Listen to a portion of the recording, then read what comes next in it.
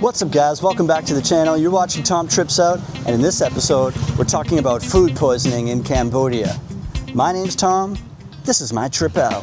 Well, hey everybody, come along with me. Take a trip to a place to fight without sleep. Meet people, eat food, see the joy they bring, and how much it costs to try new things. Well, come and watch me on the trip out.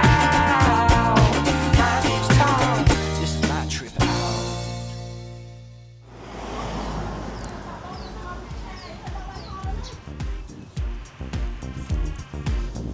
So if you're new to Cambodia or planning to move here, there's something that every expat goes through at least once, and it's not the heat or the traffic, it's your stomach.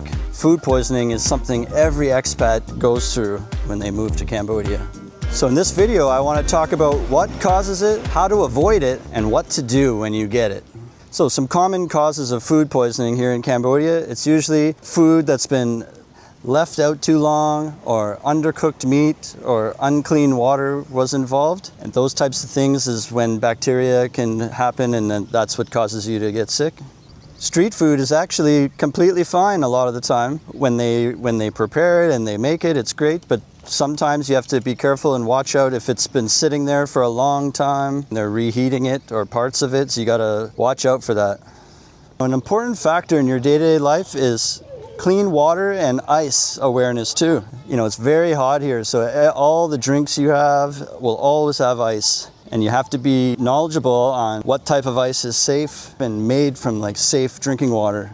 The general rule of thumb with ice is if you see pre-formed tubes of ice, that is good. That means it was made in an ice factory with clean water. If you see shards of chips of cloudy ice, that's a sign that it was not made in a factory with clean water, and you should maybe not consume that ice. That type of ice is also made because they are supposed to use that for things like underneath a tray of seafood or fish. It's like to keep things cold on a shelf when you're at the seafood market, and underneath is a bed of ice chips. And they don't waste time and money using clean drinking water in factories for that ice because it's just sitting underneath and melting away. So you want to make sure that you don't get some of that ice in your drinks. So they say, you know, you could stick to bottled water, or if you're living here long term and you don't want to keep wasting plastic and buying bottles all the time, you can buy these 20-liter blue jugs. I'll show you a picture here.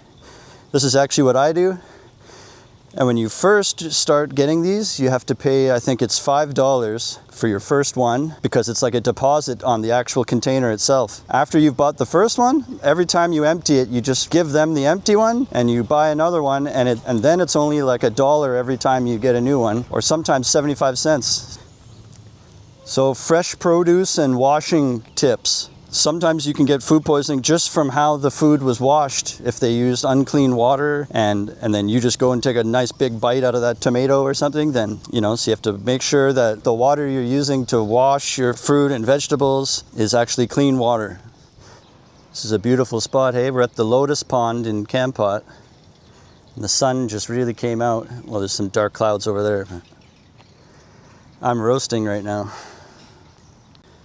Okay, so we've talked about the ways you can get it and different places this bacteria can turn up if you're not careful. Now let's go over, you know, what to do when you get food poisoning. The first step is rehydration and staying hydrated. You can buy oral rehydration salts at most pharmacies, or you can get Royal D and electrolyte drinks, and you want to make sure you're staying hydrated. Avoid dairy, alcohol, and spicy foods as well. If the symptoms and the food poisoning is lasting more than 2 or 3 days, or you're starting to see serious things like blood in your stool, then you should definitely go see a doctor and get something prescribed, or get some medication that's a little stronger than just some rehydration salts. Another solution some people swear by is activated charcoal. They say that's the best way to help them the fastest whenever they have food poisoning.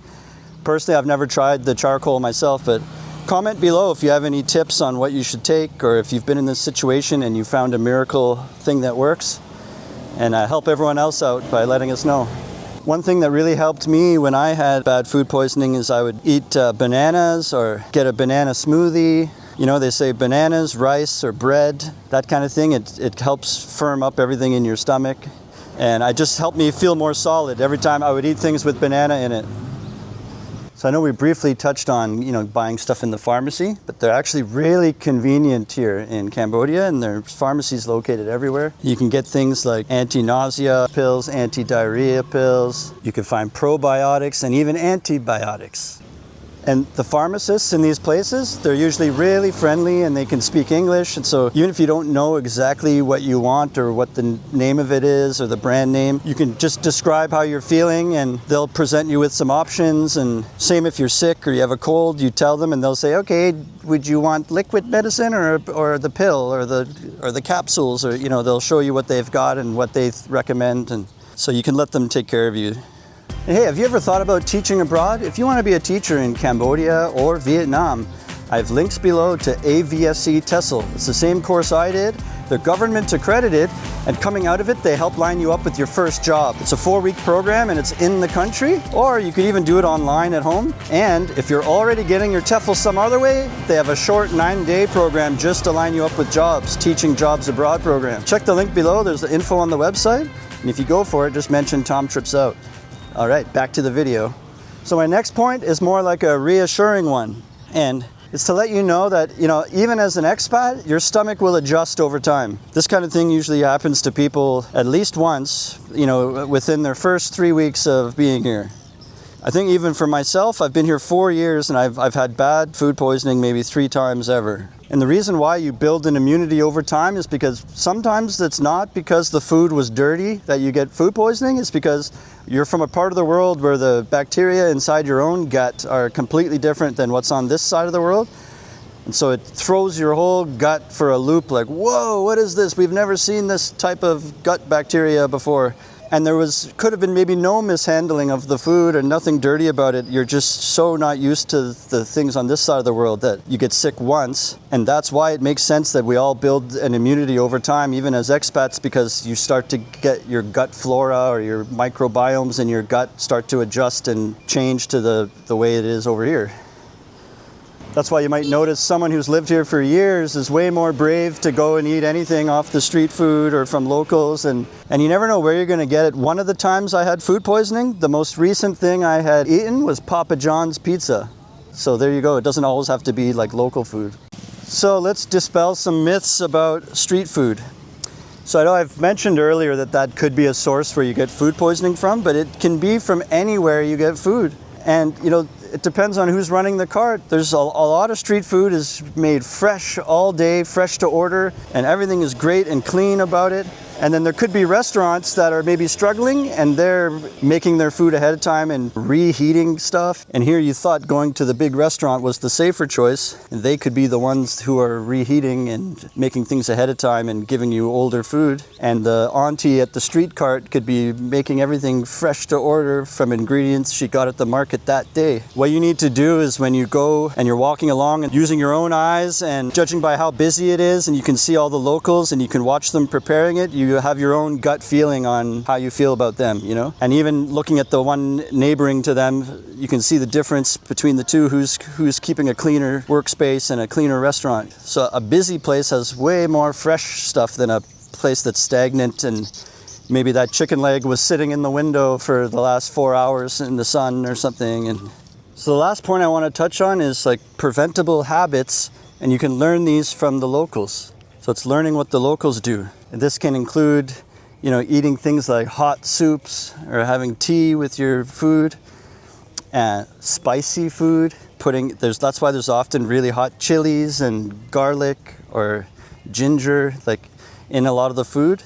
Because a lot of these things, and a lot of garlic too, this is all really antimicrobial and kills bacteria and helps keep your gut clean, and it's good for your immune system too, all these things. That might be what helps a lot of the locals have a stronger stomach and resist those chances of getting food poisoning. And then we come here as expats with a weaker stomach, and we might reject those types of foods, or we don't want spicy food, or we don't want garlic in the morning. And then you're not getting these bacteria fighting ingredients in you that the locals all do. If you have any questions or you have tips for people, please comment it below.